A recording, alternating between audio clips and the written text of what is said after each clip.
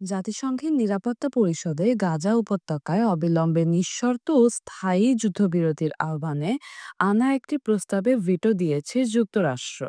৪ June এই প্রস্তাবের উপর ভোট হয়, যেখানে নিরাপত্তা পরিষদের ১৫ সদস্যের মধ্যে যুক্তরাষ্ট্র ছাড়া বাকি ১৪টি দেশ প্রস্তাবের পক্ষে ভোট দেয়। প্রস্তাবে গাজায় ইসরায়েলের হাতে আটক থাকা জিম্মিদের মুক্তিরও আহ্বান জানানো হয়েছিল।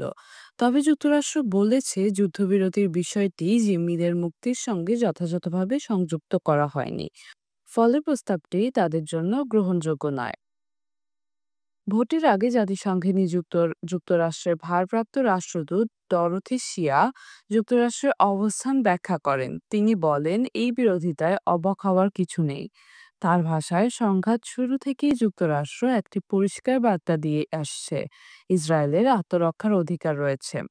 এই অধিকার প্রয়োগ করে হামাসকে পরাজিত করা এবং ভবিষ্যতে যাতে তারা আর কোনো হুমকি সৃষ্টি না করতে পারে তা নিশ্চিত করাও জরুরি।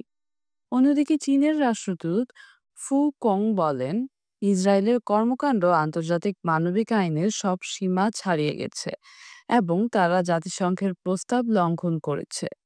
তারপরও একটি দেশকে রক্ষার জন্য এসব লঙ্ঘন থামানো হচ্ছে না বা জবাবদিহির আওতায় আনা হচ্ছে না বলে তিনি মন্তব্য করেন।